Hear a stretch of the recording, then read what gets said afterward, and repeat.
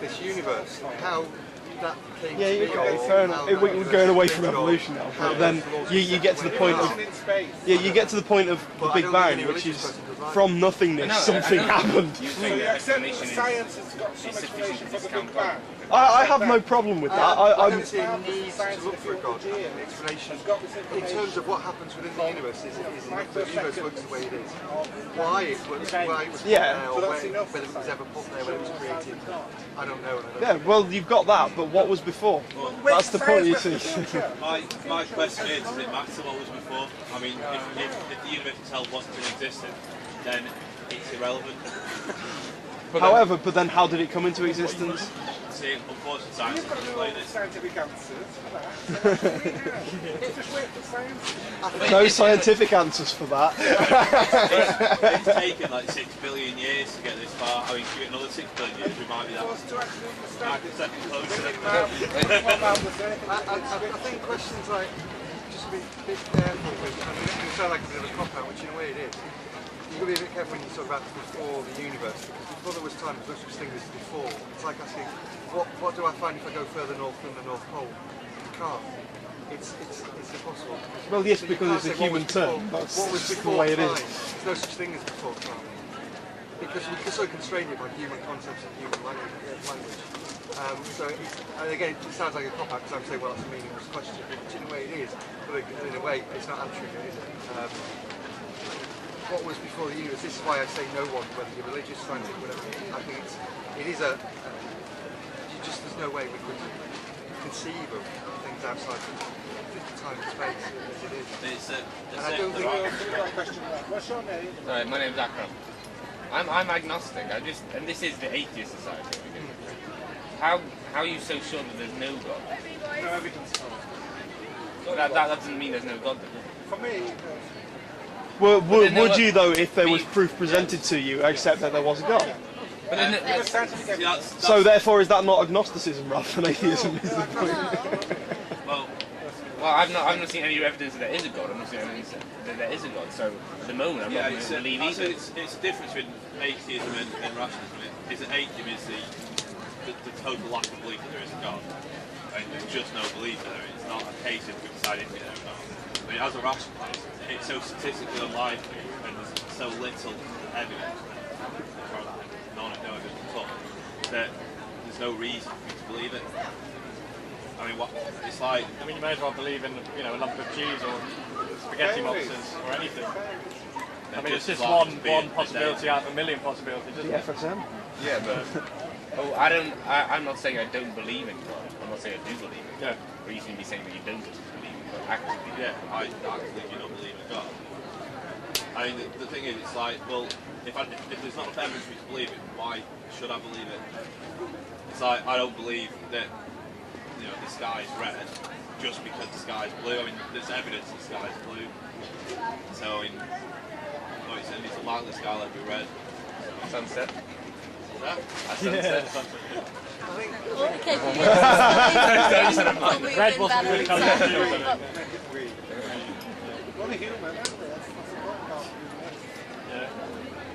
I think for me, we've got to acknowledge that yeah, I don't believe in. Well, in that case, it's not necessarily the case that the sky's blue. Not necessarily the case that the sky's blue. The sky's always blue. Not necessarily though. It's not actually the sky that's blue, it's the refraction of the light from the sun through the ozone that's blue. But if you just looked up in a scientific way, just looked up and said, oh, the sky's blue, therefore the sky is blue. But then you look further and you find some other explanation. So there's always other possibilities. That's the first, well, I say rule, one of the first the basics of rationalism is that you're always prepared to accept it wrong. Because everything, rationalism is all about questioning everything. If tomorrow there is enough evidence that God exists, I will become theist happily. I believe in God. The thing you have to. It's so spectacular evidence. But I mean, one of the problems with the Christian God in particular is he requires faith. He actually, he could, if he existed, come down to earth now and walk amongst us. But he doesn't want to do that. He wants to actually have faith in him first. I think you can easily get caught up in specific kinds of gods. I don't follow any religion, but you can easily get caught up in saying, well, the Bible says this and this, therefore we see no evidence for this, so God can't exist. But that, I don't know, it's easy to get caught up in the books that are written about it, rather than just having maybe your own ideas of what Well, that's the problem with organised religion, isn't it? That was the point I was going to make. That when we talk about God, there's innumerable faiths and there have been. And most people would say they believe in, most religious people believe in one version of God, if you like, whether it's Christian or Muslim or whatever. And I just go one step further and don't believe in any of them. Most people disbelieve in most gods. Yeah. But they just have their particular one, their favourite. So if you take a Christian, most of them don't believe in pagan gods, the Greek gods, the Roman gods, and any other culture you can find except that Christian version of God. So they disbelieve in 99.99%. They're atheists for 99.9% of the gods that we have. I just go one step further and don't believe in the last one because I think they're all equal. Could there be, I can't say, am I an atheist or agnostic? I think my gut instinct is that I'm an atheist, but if I can rationalise it, probably I'm agnostic because I can't say that there definitely is, I can't prove to you that there is God. But because I don't believe anyone can say that, or there is, so I don't believe in any religions either. So I think when people claim that they know God, I think they're deluding themselves. I agree. I think anyone, whether it's science or religion, if you follow any kind of doctrine too fundamentally, I mean that's the problem you have with fundamentalists of any religion. I think you can be saying the same with fundamental rationalists, I guess, who are too strictly sort of follow scientific reasoning and not accept that there's things you can't answer. So to the atheists in the room, do you believe there isn't a God? I mean, I'm prepared to admit it's possible that Based there on is a what? God. It just seems very unlikely. My money's on the fact there isn't a God. But Yeah, but you don't believe it. You would assume there isn't one until you're proven correctly. You don't believe it. No, it's Well, just a sort of, atheism isn't a belief system, it's a lack of a belief system. I don't believe in any No. gods, therefore I am an atheist. Belief requires faith, and I don't have faith in no God. To all intents and purposes, just don't believe in any God at all. But then, if I'm an agnostic and I don't believe in a God, then I don't believe there isn't a God. You're saying you actively don't believe there is not a God. It's different. Well, it's split me out of there, I don't know. Yeah. You are Yeah. believing in something, which is the fact that there isn't a God. Because I don't There's two or believe in three it. different types of atheism. There's strong atheism, which is the active belief that there are no gods. And there's weak atheism, which is just no belief at all. That you don't believe in no gods, you just don't believe there are any gods. Then isn't that agnosticism? No. Agnosticism is not knowing either way, isn't it? Yes. You've made no choice. I've chosen not to have this belief. But like atheism, you said weak atheism, and that doesn't believe in anything. No, it's not. Atheism is, well, weak atheism isn't a belief system. It's a philosophical standpoint. I mean, it's a way of thinking rather than a religion as such. Very minor. And there's new atheism, which is the active faith. Religion is the active belief based on. Sorry, I just got a question. I think quite a lot of people have said that there is no scientific evidence of there being a God. And I was just wondering what kind of scientific experiments or evidence or whatever you could have in order. It's for religious people to answer. That's one of my big questions. Is I'm not sure that the theory is even testable. I mean, if I hypothesize there is a God, I have no way of testing it without actually seeing him. I mean, there's no way to test his presence. I mean, See, I think already you kind of I think you've already what kind of saying him, but also saying it as if it's a separate thing. How can it be? It's on a sector. What? No. What I'm saying is you're seeing a god. You're seeing a god as a separate thing, separate from the universe. No. But like, listen, you're seeing it as something completely separate from the universe. Whereas if you're completely scientific and you see that we're people and we're all made up of molecules, little bits of stuff, and that's what the entire universe is made up of. These same bits of stuff. So if we're all part of the universe and we're all part of exactly the same little bits of stuff, how is that idea not an idea of one huge universe-sized being? How can that not be It's some not kind of a god? consciousness. It's natural. No, but see, already you're thinking of a god as something with a consciousness, like a person. Well, So like, well, it's just what I'm saying is that there's all these saying- different ideas of God. That's what I'm saying. But most organised religions You're adopt just saying the the idea of universe- God. Yeah. So see it, try and see it You're separately saying from organised the religion. universe is God, God is the universe is God, God is the universe, so ad infinitum. Doesn't make sense. Just like saying God is love is God, God is love is God, ad infinitum. It depends on Doesn't how make an sense. individual What I'm saying is,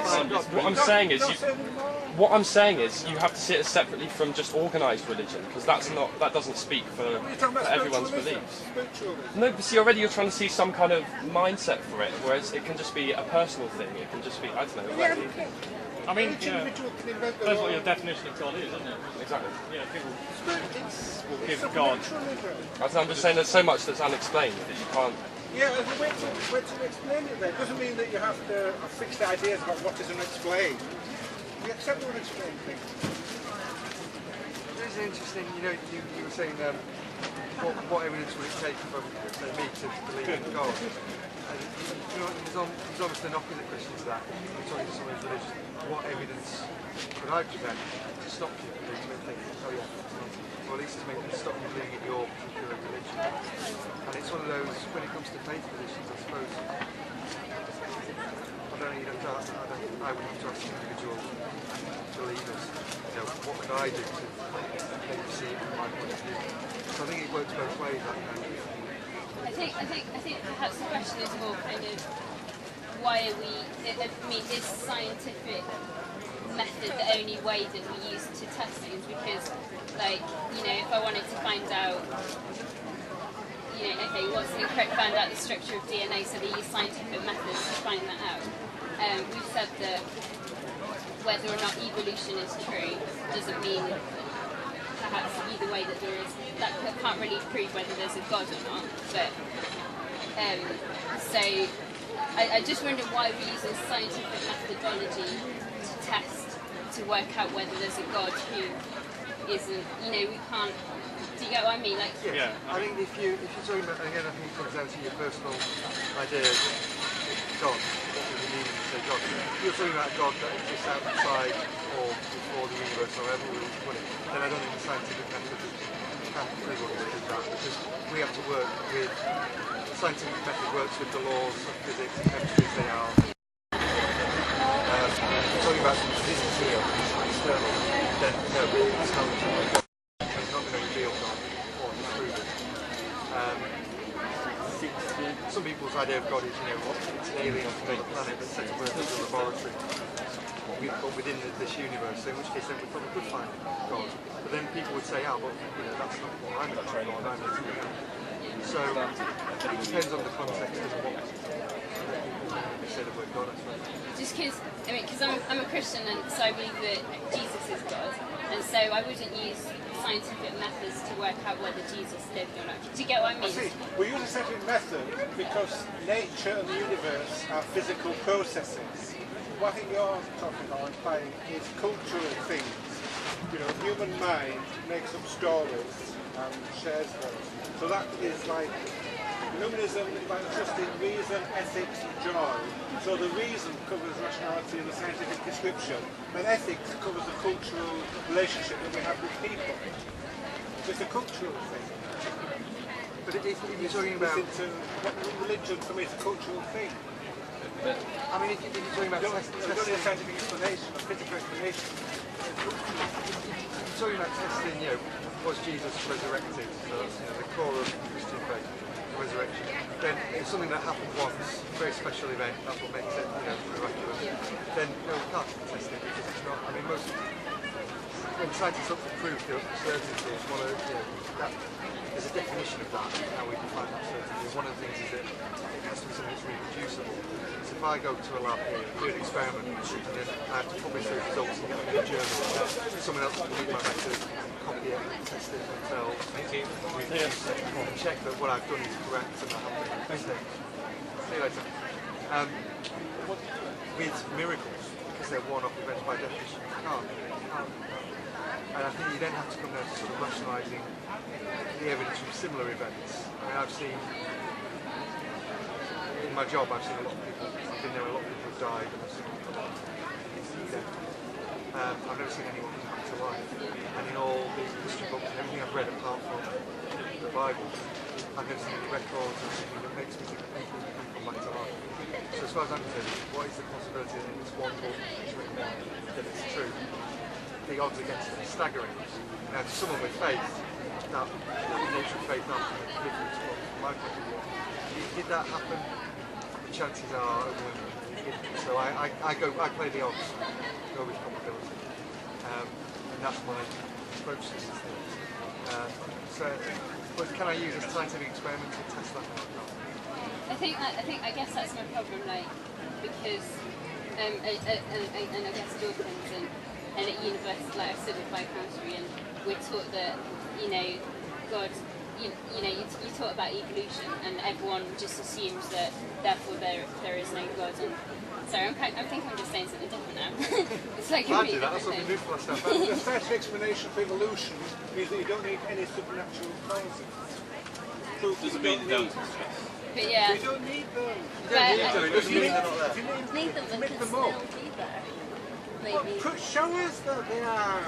But my real problem is just using scientific methodology to test. On the physical processes, yes. On stories, we use cultural. But well, if you don't use the scientific, or we decide we can't use the scientific method, what method then would you base your faith on? Is it revelation? See, there you go. You say faith straight away. That's the point of it, really. It's faith. There's not even necessarily a method to do with faith. I mean, for instance, if you were to take your car and park it somewhere, you have the faith that when you come back it's still there. No, you have trust. Trust You believe that when you come back it'll still be there. That something will happen. It's But faith, it's the problem with faith. The same thing there. Faith should be the It's just difference faith is a between bit being stronger than 99.9% sure and 100% sure, not 0.1% sure and 100% sure. Like, I park my car in a place where I know the odds say my car will still be there. I don't park it outside Moss Side in Manchester. I put my steering wheel up on it, and I make it so it's statistically unlikely to get stolen. That it's not a case of me believing that it's going to be stolen. I know as near as possible it's not going to get stolen.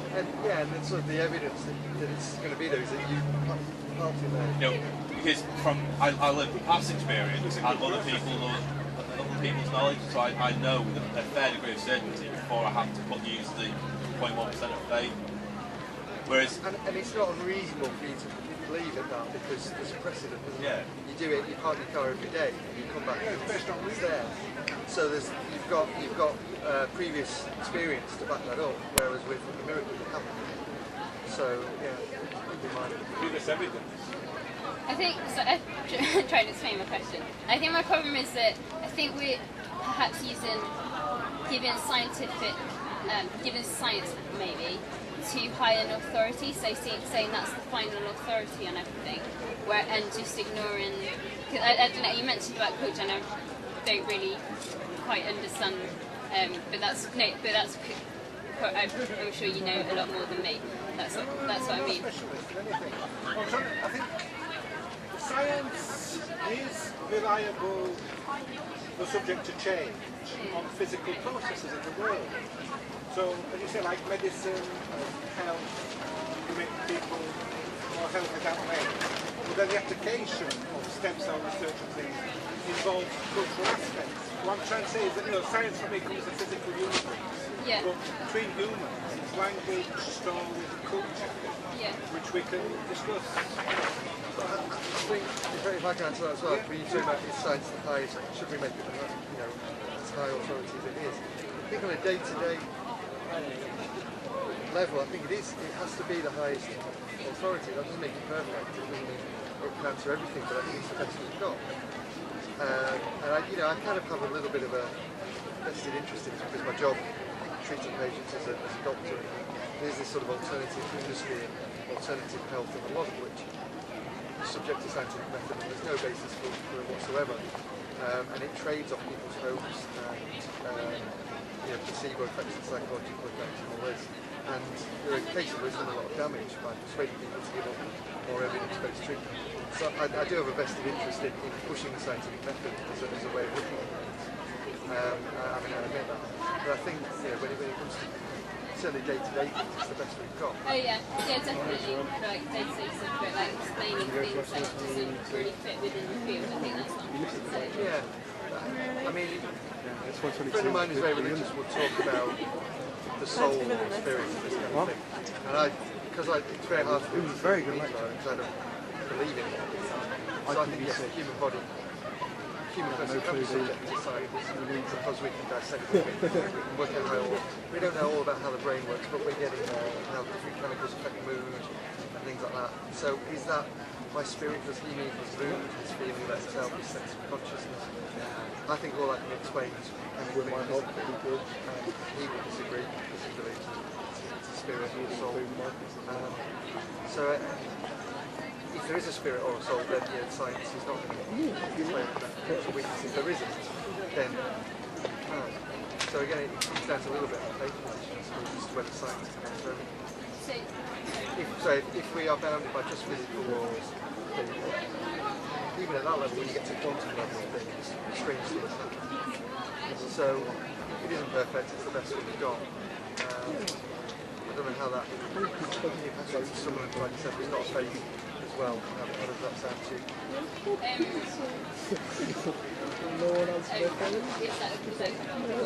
Yeah, I thought you were going to try to say something. No, I like science is brilliant. Like I loved, well, not entirely, but a lot of my degree. And yeah, like I say, so much stuff happened, but just still kind of like we're using science to see whether there's a God. But like I said before, Jesus, he is the evidence of, like, I believe that he's God, and that's through the teachings of the Bible and stuff, which isn't science. But does that mean that it's invalid? Do you get what I mean? So, an example would be like, say Claire was crying because her dog died, and say your scientific explanation why she's crying is that her tear ducts in her eyes, blah blah blah. But then, so you could give that explanation. Generates chemical deeper response. Emotions.